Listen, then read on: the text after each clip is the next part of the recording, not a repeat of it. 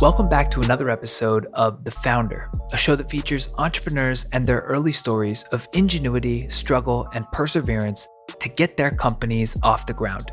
We do our best to capture the uncensored, uncovered look behind the curtain into what founders really face when getting started. I'm your host, Kallaway. Our founder guest on today's episode has no shortage of impressive credentials. After getting her undergrad degree at UNC Chapel Hill, she went to Harvard Med School. It was at Harvard that people started asking her for advice on how to prevent wrinkles.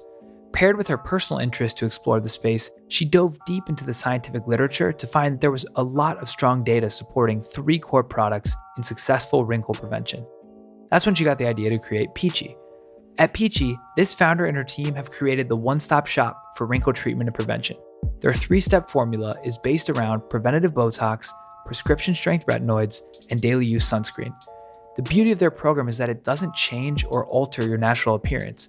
Peachy operates both online and in their brick-and-mortar studio, which just opened in Soho in New York City. And as a special offer, this founder is giving our listeners $25 off all in-studio preventative Botox and prescription retinoid appointments. Just mention the Founder Podcast at the front desk and you'll get that discount. This was an inspiring interview that really showcased the science behind wrinkle prevention and debunked some major myths that I had around Botox. I hope you enjoyed as much as I did. Without further ado, the co-founder of Peachy, Carolyn Treasure. Let's get it.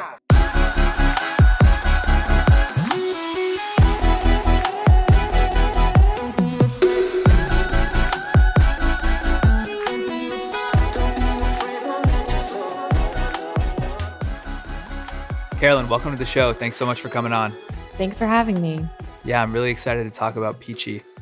Before we dive into the origin story and your background, usually what I like to start with is an anchor point with where the company is today. So can you talk about kind of what your mission and vision is for the company, what the products are you sell, and how big you are in terms of, employees and things like that? Yeah, definitely. So Peachy is your one-stop shop for wrinkle treatment and prevention. And our take is scientifically demonstrated wrinkle prevention that doesn't alter or change your natural appearance. And so our product line reflects that. So we're both an e-com and a brick and mortar business offering preventative Botox, prescription strength retinoids, and daily use sunscreen. So we're in the process of opening our first studio in West Soho in New York. And then also on our website, peachystudio.com, we have our sunscreen line. And then during COVID, have been doing video consultations for our retinoids as well. So an omni-channel business with a predominance of the brick and mortar retail studio. Yeah, I mean, given the COVID landscape, I'm really excited to kind of dive into how you're thinking about, what the strategy was pre-COVID and how that's shifting. What I typically do is we'll start with the anchor point and then kind of rewind the clock back to your background and build back up. So can you walk us through kind of your life and background leading up to coming up with the idea and working on Peachy? Definitely. Grew up in Tennessee, went to UNC Chapel Hill for undergrad, which is actually where I met my co-founder, Eric. We were colleagues, did some group projects, collaborated well, worked well together, and remained friends. After undergrad, I went to medical school at Harvard Med. And that's really where the idea of Peachy started percolating. As soon as I started Harvard Med, a lot of people reached out, ironically via Facebook message, specifically with the question of what they could do to prevent wrinkles. This was also at a time I was in my mid-20s, and then for personal reasons was also interested in learning more about wrinkle prevention. And this interest really grew and started fostering. And then realized in, being the scientist that I am, did a close examination of the literature and realized it centered around 3 products that were very, very effective and had a lot of data in terms of demonstrating wrinkle prevention. And that's really where sort of Peachy grew and expanded of sort of like there needs to be a place for people to go and learn about the science behind wrinkle prevention. And those 3 products are now the products of the Peachy formula. And sort of coming at it from the physician angle was one side, and then also coming at it from the patient angle. So I started to use preventative Botox. I started to use prescription retinoid cream. And then similarly around this time, Eric, my co-founder, was in Seattle, and he also started noticing some fine lines forming on his forehead, reached out to me for what to do. And we sort of, had realized that we were coming at this problem from different angles and realized that there's a place for or a tremendous market opportunity. Can you walk through the higher level, but like science reasons for why Botox, retinoids? I mean, I think sunscreen people have said for a while that like that's a constant that you should be using on your skin. But Botox and retinoids, some people might not be familiar with those and the scientific elements. Can you go through that a little bit? Definitely. So, Botox, first starting with Botox, mechanistically, it prevents dynamic wrinkles from transitioning to static wrinkles. So, dynamic wrinkles are those that happen when you move the muscles of your face to a very exaggerated expression. Your muscles are meant to contract, but the skin resting on top of them isn't. And so, over time, the repeated muscle contractions actually cause skin breakdown, which results in static lines or lines that are always present. And so, Botox itself is a protein. It gently relaxes the muscles. It prevents the communication from the nerve to the muscle, and in doing so, relaxes them. And so it prevents that progression of dynamic to static wrinkle transition. And so that's really where the term preventative Botox arises Got it. from. And there's a seminal paper, the study really demonstrating it, actually took sets of identical twins. One twin in each set got preventative Botox while the other twin didn't. And they followed them for 13 years. And they took serial images, but at the end of 13 years, so when they were 38, the difference in wrinkle burden is quite astounding. And this was actually the study that I came across that convinced me to start getting preventative Botox and really realize the benefits of it, and that it, by definition, is not cosmetic, doesn't alter or change your appearance, but it just prevents the formation of static lines. Tough draw for the one twin that didn't get the Botox. Totally. Yeah. Ironically, she actually, within the last 3 years of the study, started getting preventative Botox because I think she saw the effects in her twin and wanted to start getting it. That's funny. And then similarly for retinoids, there's hundreds of clinical trials demonstrating their efficacy in increasing collagen production. And collagen, I think of it as the scaffolding in your skin, and that's really how it minimizes fine lines. But retinoids also even out skin tone, smooth skin texture, and decrease acne. So I always say they're a workhorse of any skincare regimen. And to really get the retinoid, you need a prescription. So to see the full benefit, you have to have the prescription tretinoin, but it's a crucial step in wrinkle prevention. And then last but not least, we all know and love sunscreen. Sunscreen is great for skin cancer prevention, but not a lot of people realize that sun exposure is responsible for about 80% of facial aging. And so wearing sunscreen every day is probably the best thing that we can all do to prevent wrinkles. And is it a case of it's kind of like 1 + 1 + 1 equals, 5 or 10, right? If you use these in conjunction, it's like incrementally better. Totally. They're quite synergistic. So when you think about the adoption of things like Botox and retinoids today, what % of the market that you think wants them is using them today? And is it like a cost problem, or is it just like a lack of awareness or understanding for the benefits? It's a mix of all of the above. I think there's definitely an education component. A lot of people notice fine lines, notice wrinkles, and aren't really sure what to do. And I think there's a lot of decision paralysis, walking into a Sephora, seeing 800 wrinkle creams. And so I think that's part of it, of having, really at Peachy, we own the problems of wrinkles, have end-to-end solutions, and also enjoy educating people on those solutions. And then I also think cost has historically been a deterrent. I think the price in the marketplace has been quite high. And I think to see the full benefit of preventative Botox, you really need to start when the dynamic lines are starting to transition to static. The specific age is different in every single person, but it's a long-term investment. And that's really how we think of it at Peachy is, this is something that, has a very high ROI. It's one of the most effective things that you can do, both from a cost and time perspective, but just making sure that our pricing is aligned with, one, what's the best interest for each person and their, unique wrinkles. And two, also making sure it's priced to where it is approachable. Yeah. And so I want to get into the first few steps you took, but before that, what's the model you're going with today? So you mentioned it's like a long-term investment. So if a customer discovers you either online or through other channels and comes across the brick and mortar once it's open, is the plan that you put in front of them like a multi-session plan?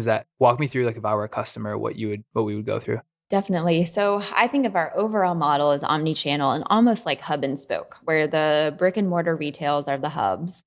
a la the airline industry. And then the video consultations, the e-com are the spokes that can direct people into the hub, because the heart of what Peachy is forming, close patient provider relationships with each of our client and really, wanting to work with them to achieve their wrinkle fighting goals. And I think it's great to have the studio space where we can do it in person. And so a typical Peachy client will come in for preventative Botox every 3 to 4 months, and then also refill or renew their retinoids at that time. And then, incorporate sunscreen. We always say the best sunscreen is the sunscreen you wear. We love our sunscreen at Peachy, but incorporating sunscreen into their routine as well. So sort of the omni-channel, with the emphasis being the brick and mortar. Gotcha. I'm really fascinated by, like, in the first 3 to 6 months when you're starting a company, like, what are the things that you do to get it off the ground? And for you guys, it sounds like a pretty complex problem, right? You're tackling brick and mortar, online, physical product. You need like medical clearance, I'm assuming, to like administer Botox, et cetera. There's so many challenges. Can you walk us through, like, tactically what some of those first steps were that you took to get PG off the ground? The first and foremost is the product and the service comes first. I think for, being in the healthcare and the services space, absolutely want to deliver each client the best end-to-end experience. And that was our goal first and foremost. And in order to do that, while we were waiting for our build out of our own studio, we started a pop-up. And we took customers 2 days a week at a pop-up with no paid marketing and really honed and perfected the experience, perfected the consult, learned to tailor how much or how little of the science for each person's preferences. And that was our initial interest. And then merging that along with design, along of the studio, along with the e-com for the sunscreen. And the spokes were, additional ancillary stuff, but we view the heart of what we do of really creating an experience designed around wrinkles and designed around having people feel more confident. Our goal is after people leave the Peachy studios, that they feel, excited and comfortable in their own skin, which is sort of requires some education, I'll say, for some people, because I think there is still some stigma around Botox being cosmetic, but used in the way we do at Peachy and the 3 FDA approved sites, it's by definition not cosmetic. It's not appearance altering and can very much be something that men, women, gender non-binary see, really incorporate into their skincare routine and see it's very efficacious. Yeah, I was gonna bring up the stigma, especially behind Botox. Why do you think there is such a, I wouldn't say completely negative, but especially in the last few years, like, people have come around on it, I think, but there is definitely a mysterious stigma behind it. Why do you think that is? It's a great, great question. I think it's multifactorial. I think when it initially came out, it was used on a patient population where we've realized now is not the best patient population. And that was a patient population that had more static lines. And so the results were not as natural as one would assume. And then I think there's also the education component that we often provide in the studio about, people, there's some confusion about Botox versus filler, et cetera. And they're very different products. And I think people in their minds, sometimes when they hear Botox, they think the Kardashians, and that's not the case at all. And I think it just requires, 5-10 minutes of education. And then people are like, oh, okay, this makes sense. And that being said, Botox is not right for everyone. And there's also people who just aren't candidates for it. But I think having the retail or the brick and mortar space to provide that education has been very helpful. Yeah. In your plan, are you guys trying to be not only the like main D2C brand for this, but also like the thought leader, creating more relatable information for people? Is that part of your strategy as well? It definitely is. I think there's a large education component to it, and a large, the emphasis on prevention and still maintaining people's natural appearance and having a natural amount of muscle movement. And that's something that's our focus at Peachy. And we've even designed our whole EMR, our medical record system, around that. It's based off of, looking at each person's unique wrinkle analysis based off of photographic data or each person's photographs, and designing a treatment plan that is tailored to each person and their unique goals. And we have a patent pending on that process and on that way of thinking about it. It's very education and communication forward, which has been lacking in the industry. Totally. So from the sessions you've done and the research you've collected from people, how much or little of the science have you found that people want to hear when they're going through the process? Great question. It totally varies. I think what we realized is a picture is worth 1,000 words. And talking about a study, a lot of times people's eyes glaze over. For me, being a scientist, being a doctor, that stuff I love, but I understand it's for, all comers, it's not as interesting.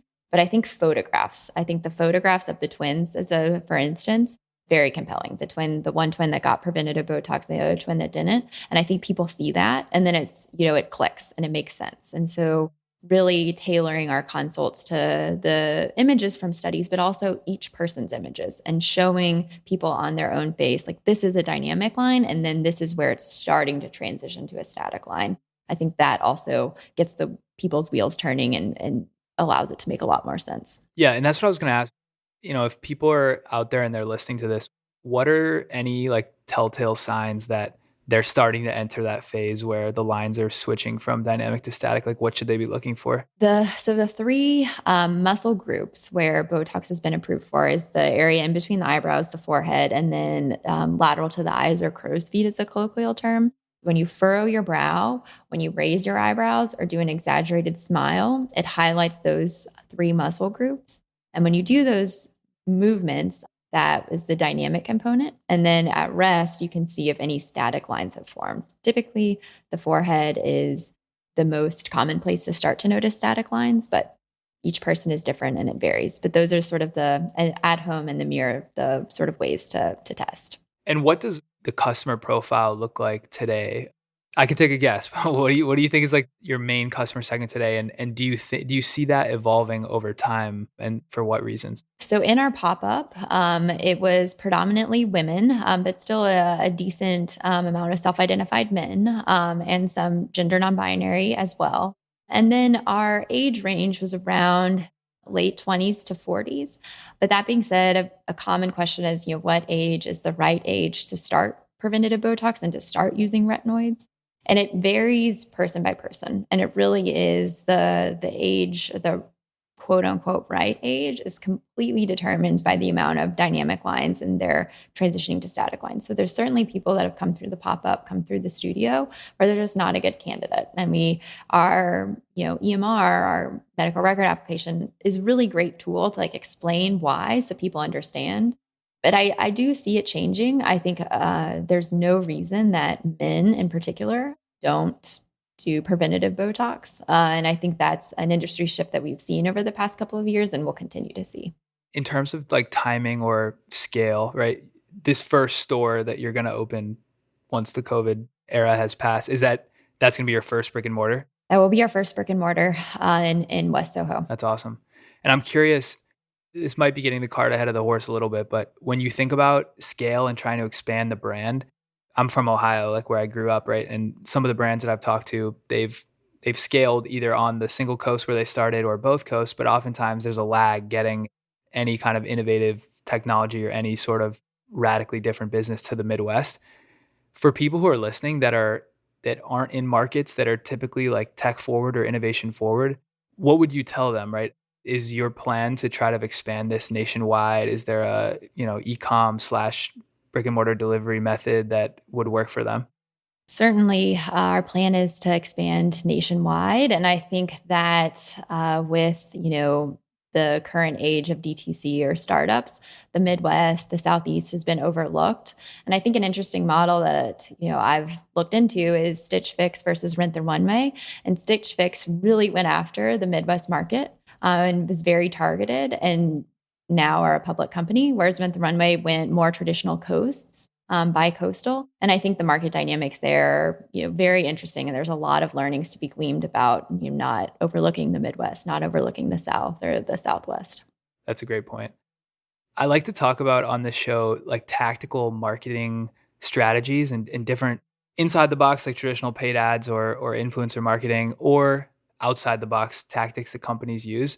Given COVID, I know this may have been constrained a bit, but what are the ways you guys are thinking about acquiring customers and marketing both the content and the products and services? It's something that we've given a lot of thought to and have been trying to be more outside the box, to your point. When we had our pop-up in pre-COVID, what we had a lot of success from is actually operating what we called mobile pop-ups. So we'd literally bring a screen with our logo, and then myself and another Peachy provider would go to various fitness studios or offices or WeWorks. and really show, not tell with the Peachy formula. And we'd offer, private 10-minute consultations, just talking about wrinkles, talking about the Peachy formula. And there's just was a tremendous amount of interest and sort of, people are already there.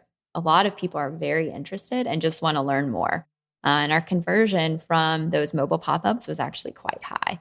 And it sort of also proved out that the general public is quite interested in learning about wrinkles. There's just such a high activation energy to figure out where to go, what to do, who to trust. And there's also tremendous value in talking directly one-on-one with a provider and sort of like elucidating, separating the pseudoscience from the science.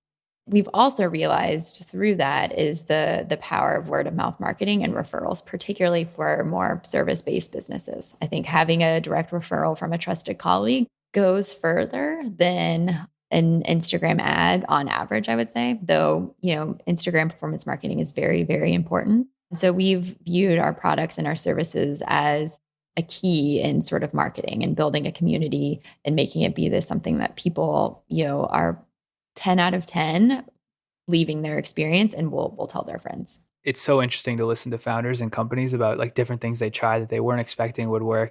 But at the root of it, usually that community, building that community and that reliable, like trusted source for their like brand and their customers is one of the most important things. So I'm curious. So we're recording this end of June. The reason I'm saying that is for the coronavirus timeline. I just want to kind of put it in perspective. We're in New York, which is where Peachy's located and where I am as well. We're just starting the phase 2 reopen. So I'd love to get into how coronavirus has affected your business.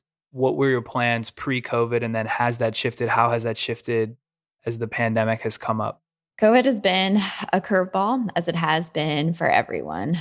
We were initially planning to launch in April. So, of course, that has been delayed. Our soft launch day is actually today, with our public launch being July 6th. And really, there's sort of multifactorial shifts from COVID. We shifted to video consultations, which in certain states we would prescribe retinoids if people were a candidate. And we saw a lot of traction from that. And demonstrated the viability of that during COVID.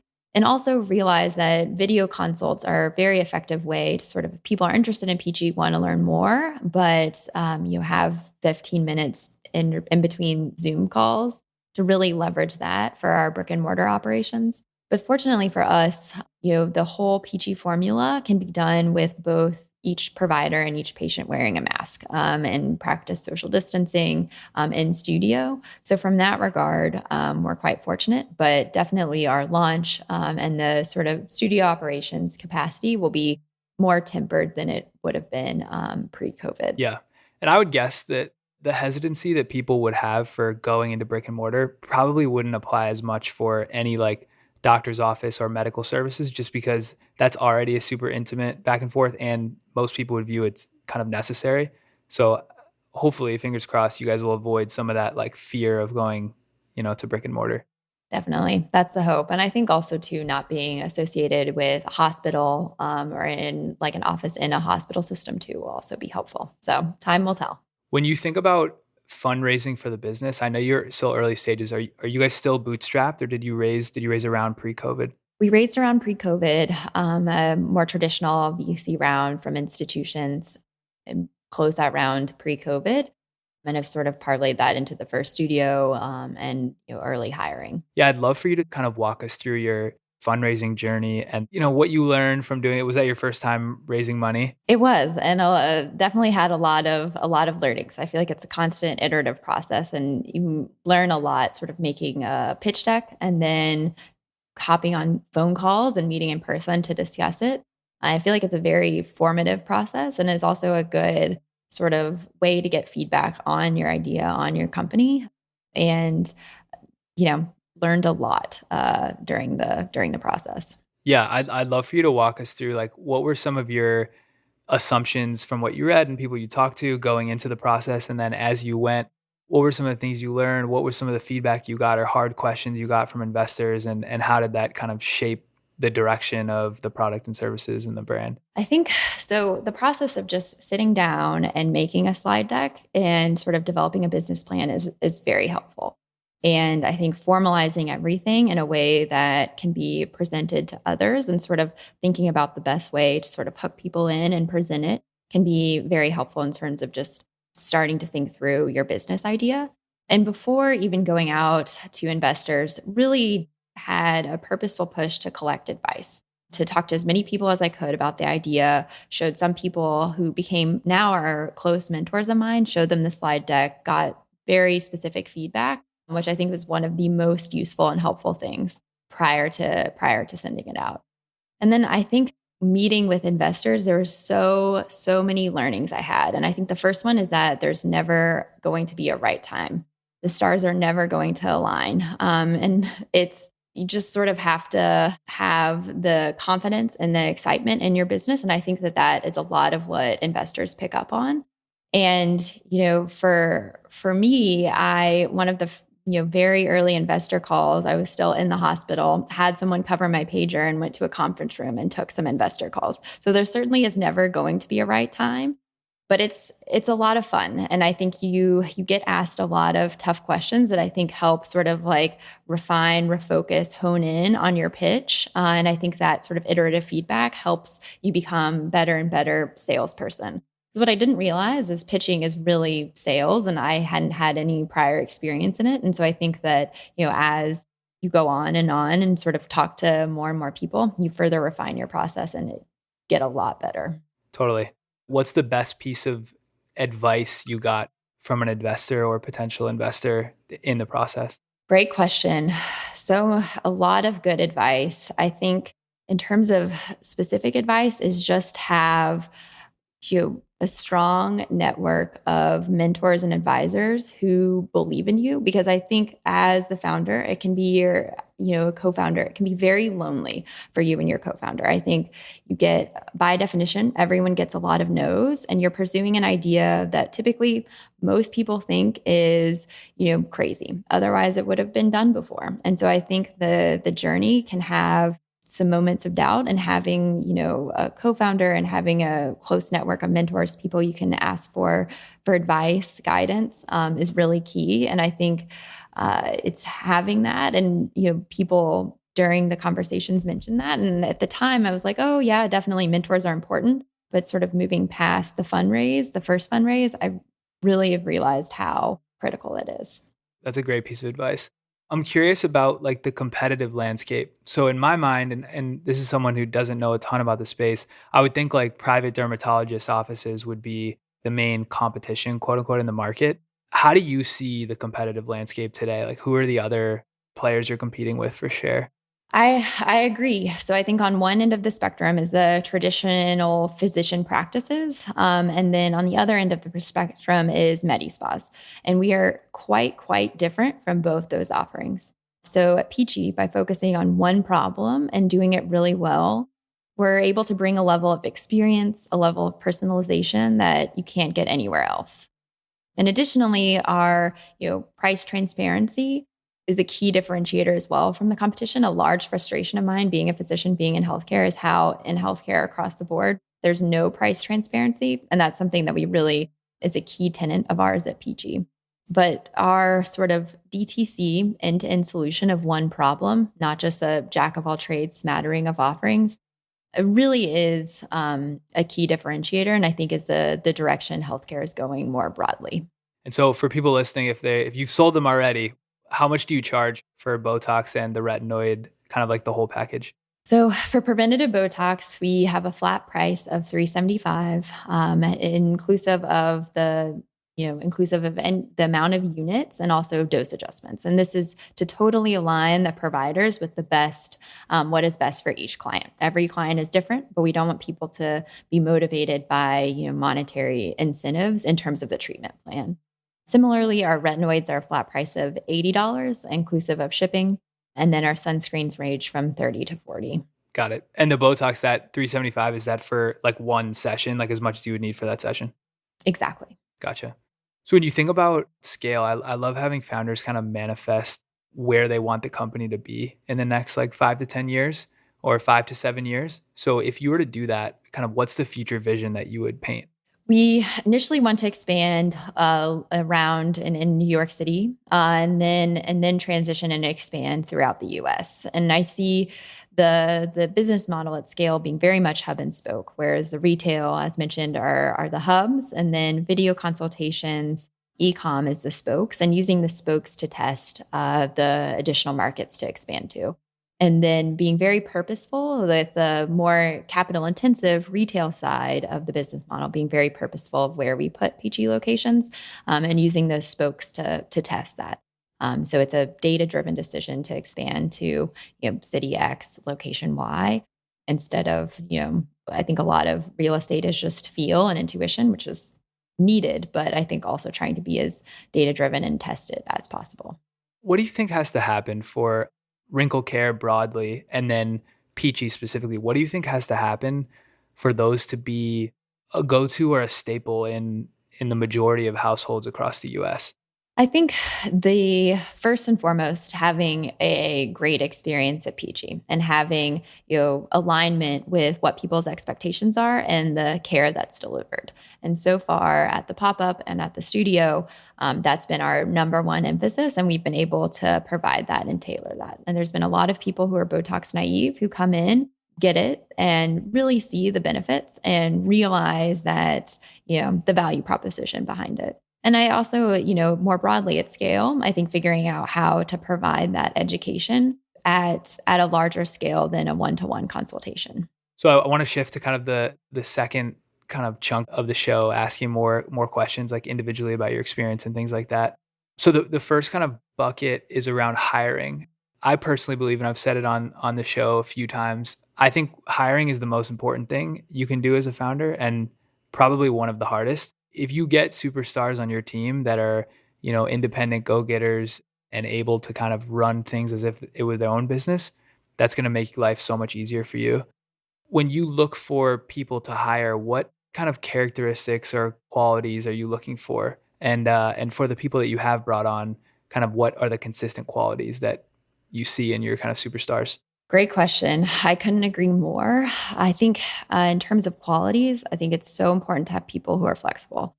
For an early stage startup, things are going to change day to day, and people who are able to evolve, who are able to change, who are able to, perceive and recognize and have a growth mindset, I think is another critical thing of where, anything is trainable. You haven't, led a performance marketing campaign. Well, let me read everything I can overnight and then come back the next day and have some ideas. And I think the sort of, intersection between those two traits is critical. Totally. I want to circle back to the mentorship piece because you mentioned that, and I totally agree. I think that's one of the most important things. For any of the informal mentors that you made, what's the best piece or a couple pieces of advice you've gotten from them along the way that's helped influence either the business or kind of your mindset personally? I think a really helpful piece of advice, well, two things. One is that the most important thing as a co-founder is to, at all costs, avoid the wrong decision. Typically at an impasse, there are multiple right decisions that could lead to finally what is the best decision. But there's, always avoiding the sand traps of the wrong decision and thinking about it that way to pursue the myriad of right decisions, but avoiding the wrong one. And then, a very helpful piece of advice I also received is from Warren Buffett's co-investment partner, a book that a mentor suggested that I read. And I believe his name is Charlie Munger. And he attributes Warren Buffett's success to being the best 60-second decision maker, of really taking limited information, but all the information possible, thinking through the pros and cons of each scenario, and then making a decision in a limited amount of time. And that's something that, with this particular mentor, I've discussed a lot, and it's been very sort of helpful way to sort of make sure my framework about thinking through things, is in line, because it's sort of this constant stream of decisions, from larger decisions to smaller decisions in starting a company, and just making sure that you have the ability to sort of like constantly improve in making decisions in a very short amount of time, and having the right heuristics and mental models to do so.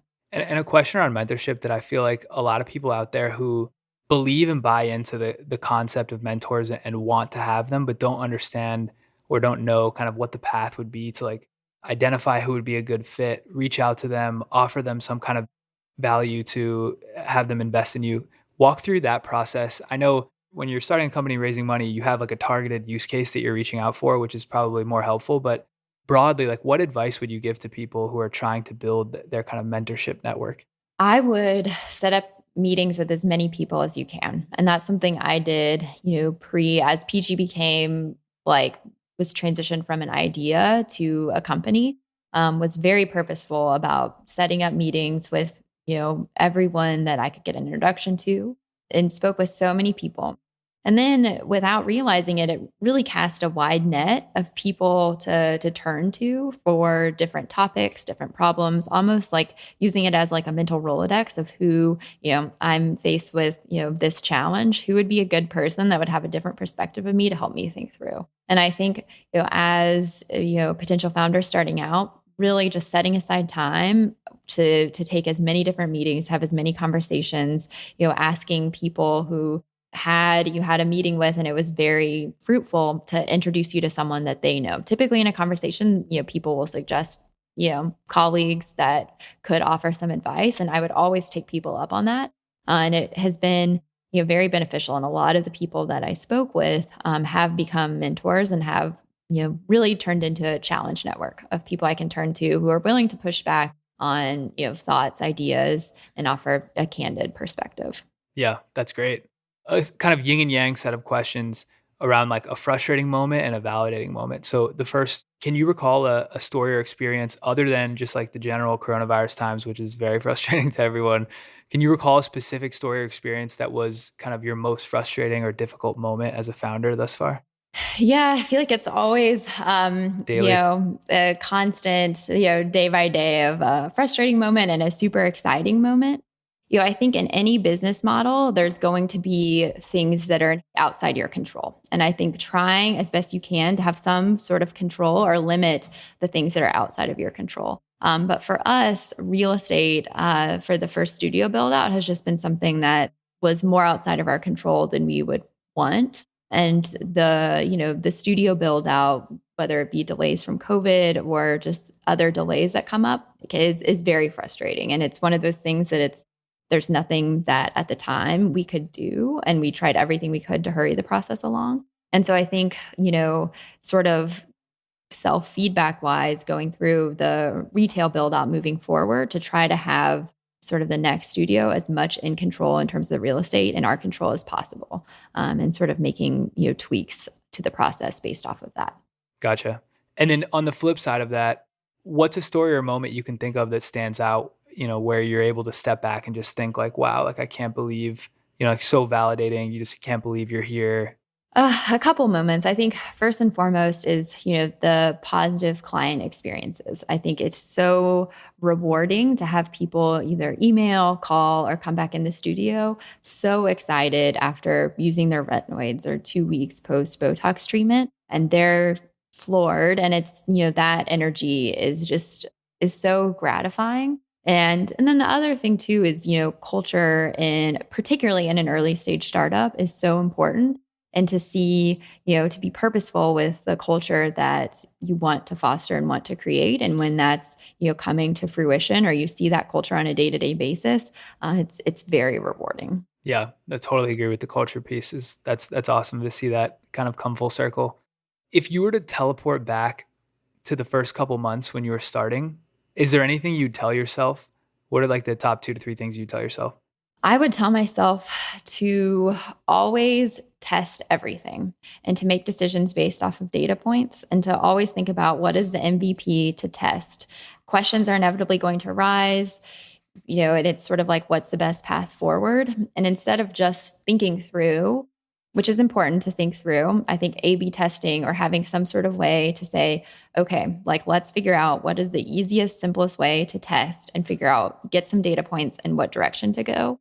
And I think that's something it took me and took us as a team a while to realize, of sort of sometimes, a discussion topic comes up and you sort of turn your wheels and are going around in circles. And the best way, or from what we've seen thus far, to find the path forward is to figure out the easiest, simplest, but also the, most controlled way to test it.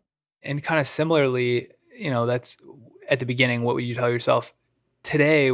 Other than coronavirus, what's your biggest challenge right now? Like what's keeping you up at night with the business, thinking about these are my 1 to 2 things that I'm like really kind of not concerned with, but like are on the top of my mind to solve? I think as we grow as a team, I think making sure the culture that we've created continues at scale, and is further expanded and improved in the right direction. And I think that's something that's a challenge for a lot of people and a lot of companies, and is something that I'm actively sort of reading, studying on, and how to ensure that's the case. Because I think that in my mind, the saying goes, culture eats strategy for breakfast. And I think that is something that I have found to be true. Yeah. What are some of the things you found in your reading? Because that's, in my mind, like scaling culture that's got to be one of the hardest things like for any company to do, right? And even think about like the big companies that like Apple, you think broadly is like super innovative, but still they probably have separate pockets of culture that are different and not all tying back to the same central vision. So what have you learned on that? I think something that's key is emotional intelligence, and it's a book that I read in high school, I believe, and has been so influential. Just having, I think emotional intelligence and culture go hand in hand, and just being able to have that perception and to have communication, and then also just with an emphasis on creating a diverse working environment, and where all people are celebrated and feel included, and being very inclusive, and letting the culture sort of grow and evolve, but in a way that's sort of, to our North Star. And by no means am I an expert on this. And it's something that, I think I'm actively learning about, of how to do it well and how to do it at scale. I think when you have a smaller team of 5 and you're, with each other every day and working on solving problems, I think it's easier to do. But when you have a larger team and you don't interact with everyone every day, just to make sure that the same camaraderie, the same culture can still be fostered. In what you've read, what have you seen as kind of like that inflection point? Is it like 20 or more people where it starts to be, culture is always really important, but like when does it become extra challenging to maintain it? Yeah, I think 20 is the number that I've read. And I think there's some data on meetings of 20 people are larger, the productivity decreases. And I think that and sort of the team dynamics shift at that sort of around 20 people.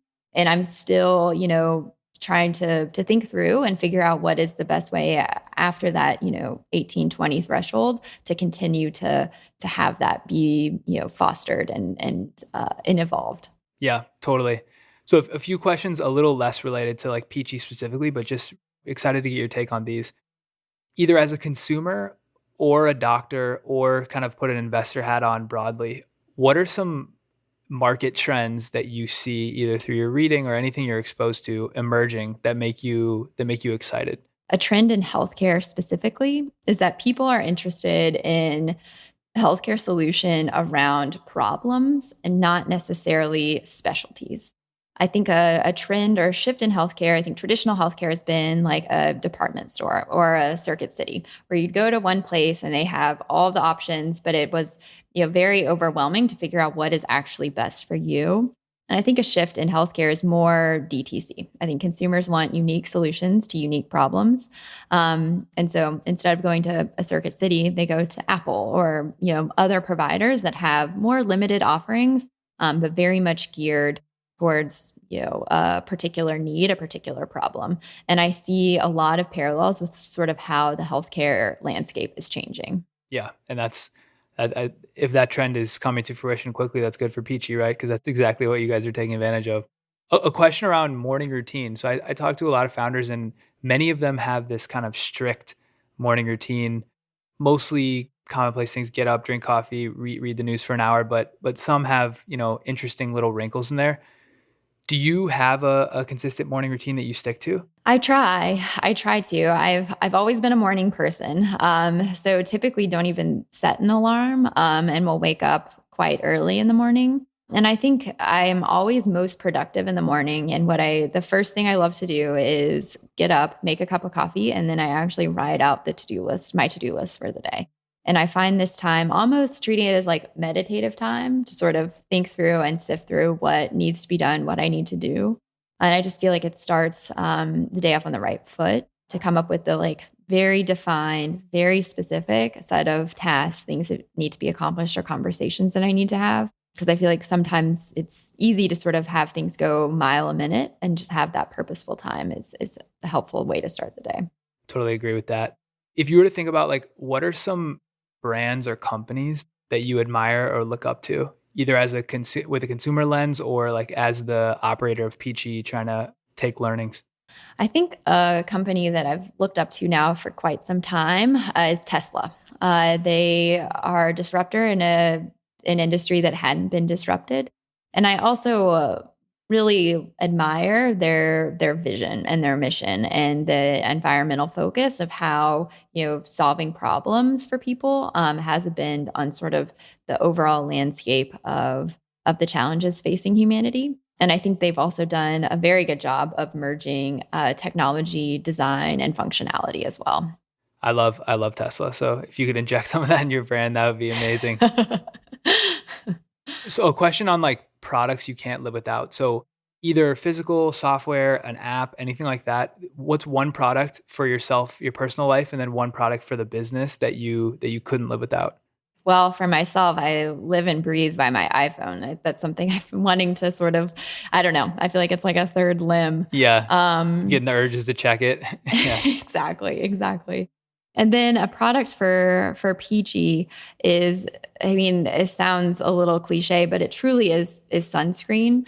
I think not a lot of people realize the importance of sunscreen, and it's something that you see on, the clinical side and the other side of people who've been, very diligent about wearing sunscreen every day, and then those who haven't, and the difference that makes. And I think it's one of those things I would love to sort of transport people to like see that, and then I think it make those changes in their life to be very diligent about daily use of sunscreen. Yeah. Is there a certain SPF that people should be using?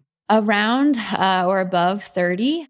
And then after that, it's an exponential curve. So the efficacy, only increases slightly after around SPF 25, 30. Okay.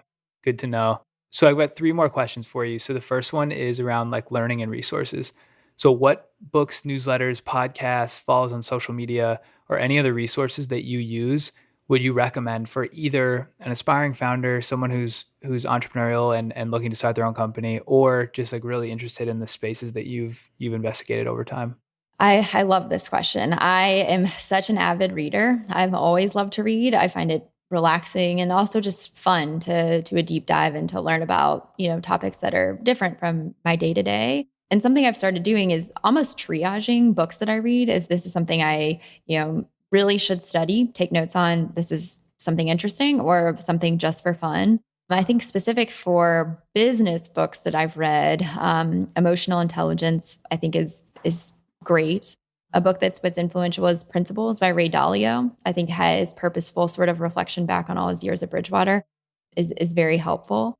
A nitty gritty book is Venture Deals by Feld and Mendelsohn. I think it's a very helpful sort of take, particularly for people who are thinking about starting the fundraising process. And then a lot of biographies, both on people and then sort of books about companies. A recent book I read is That Will Never Work about Netflix. And it really demystifies the startup experience, which I think as a co-founder, it's extremely useful. Yeah, no, those are great. We'll definitely link those up on the website.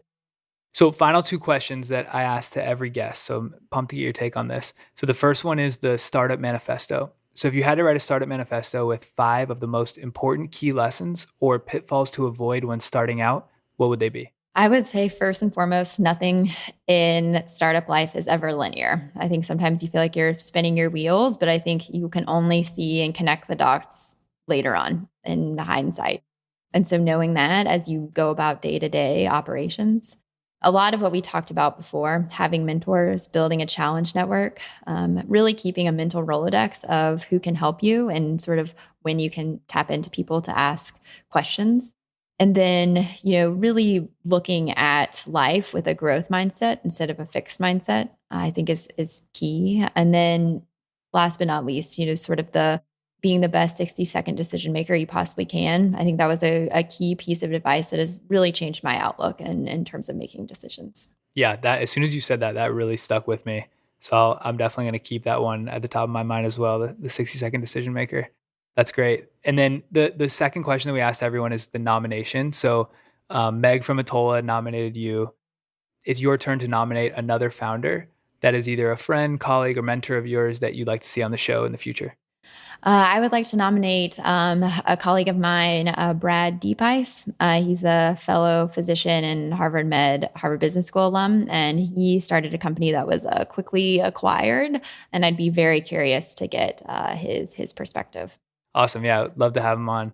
Before we wrap, I just want to acknowledge you for a second. I like to kind of reflect on the conversation with all the guests that I have, and something that stuck out to me about you and the way you kind of approached building Peachy is just your kind of thoughtfulness. You're very data driven and thoughtful about your approach to things. Based on some of your stories, it's really interesting to hear kind of how you understood a problem, dissected it with multiple inputs, and not to be cliche, but really took that 60-second decision maker approach. And I think that thoughtfulness is really inspiring, and I'm really excited to kind of stay connected and follow and support Peachy's growth as you guys progress. Likewise. Thank you. It's very kind. For sure. So before we wrap, one opportunity for you to plug the website and social media for Peachy and yourself if people want to follow along. Definitely. So our website is peachystudio.com. And then our Instagram handle is Peachy Studio NYC. And definitely come visit us if you're in New York City, or reach out to us, hello@peachystudio.com. We'd love to hear from you. Awesome. Carolyn Treasure, founder of Peachy, thank you so much for coming on the show. Thank you so much. It was a pleasure. Thank you for listening to that episode with Carolyn Treasure of Peachy. Remember, if you liked what you heard and want to support the show, there's a couple quick things you could do that would really help us out. These should take about 2 minutes in total, but I cannot tell you how important they are to help the show grow. Number 1, subscribe to our show on Apple Podcasts, Spotify, or wherever you listen. If you go on Apple Podcasts, please leave us a 5-star rating and a couple sentence positive review on why the show inspired you. These ratings and reviews are super important, and they signal to Apple that they should put our show in front of other people that might like it. 2, follow us on social, mainly Instagram @FounderPodcast. Each week we put out teasers, audio clips, and important quotes from the episode. And lastly, check out our website as a mission control for the show. Go to thefounderpod.com.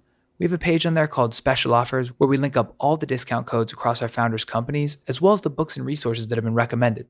I hope you enjoyed that episode and are looking forward to the next one. Until then, I'm Kallaway, and this is The Founder.